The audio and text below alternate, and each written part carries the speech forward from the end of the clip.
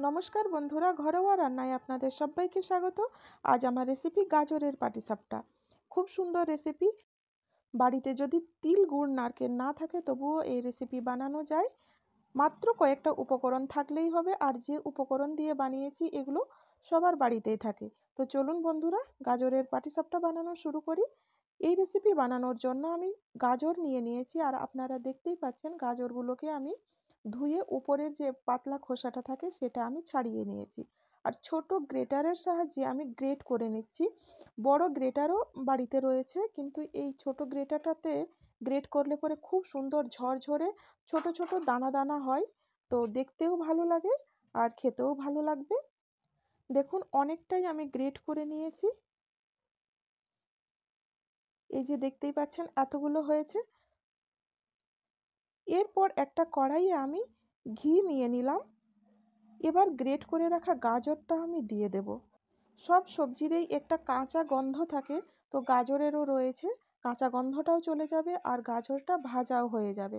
গাজরটা যখন ভাজা হয়ে যাবে দেখবেন এই এত সুন্দর লাল রঙটা একটু হলুদ হলুদ হয়ে যাবে। আমি কিছুক্ষণ পর পরেই নাড়াচাড়া করে দিচ্ছি যাতে সব গাজরগুলো সমানভাবে ভাজা হয়। দেখুন কত সুন্দর ভাজা হয়ে গেছে আর হলুদ হলুদ রং হয়ে গেছে। এখন আমি দিয়ে দেব দুধ। আমি গরুর দুধ নিয়েছি, আপনারা প্যাকেট দুধও নিতে পারেন।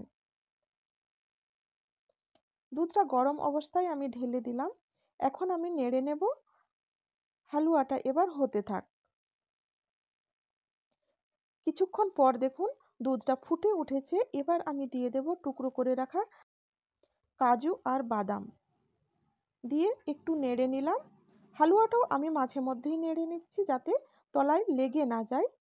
কিছুক্ষণ পর অনেকটাই দুধ কম হয়ে গেছে। এখন আমি দিয়ে দিচ্ছি পরিমাণ মতো চিনি।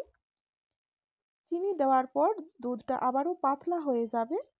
তো হালুয়াটা ওদিকে হতে থাক, এদিকে আমি আরও কিছু কাজ করে নিই। সুজি নিলাম, আর সুজিটা শুকনো সুজি আমি একটু মিক্সিতে পিষে নিলাম। দেখুন একটু পাউডার হয়ে গেল সুজিটা। এবার এই সুজিটাকে আমি বাটিতে ঢেলে দেব। সম পরিমাণ আমি ময়দা নিলাম, অল্প একটু লবণ দিচ্ছি।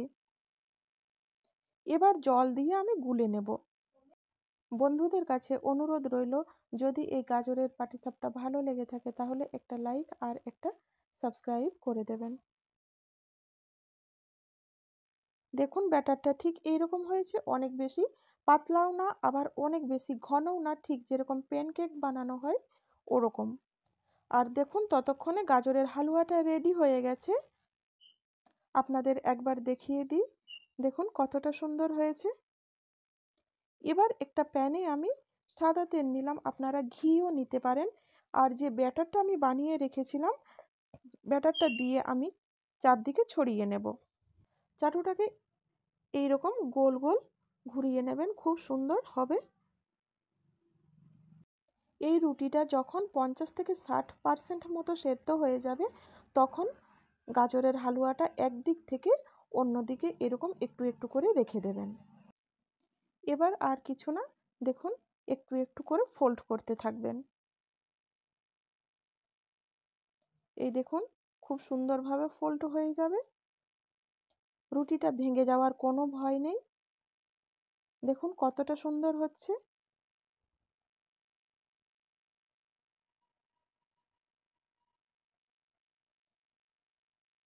পিঠেটা হয়ে যাওয়ার পর একটুখানি তাওয়াতে রেখেই দেবেন।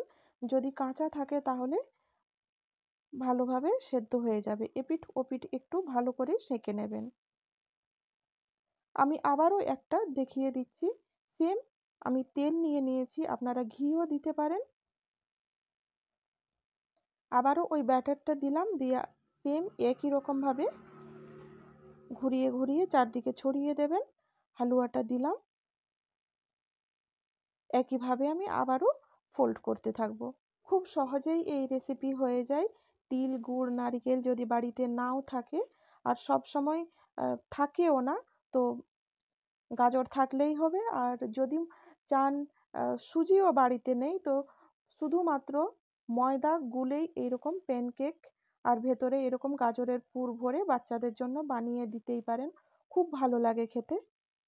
দেখুন একে একে আমি অনেকগুলোই বানিয়ে নিয়েছি। অবশ্যই আপনারা ট্রাই করবেন। খুব সুন্দর সহজ একটি রেসিপি আপনাদের সাথে শেয়ার করলাম।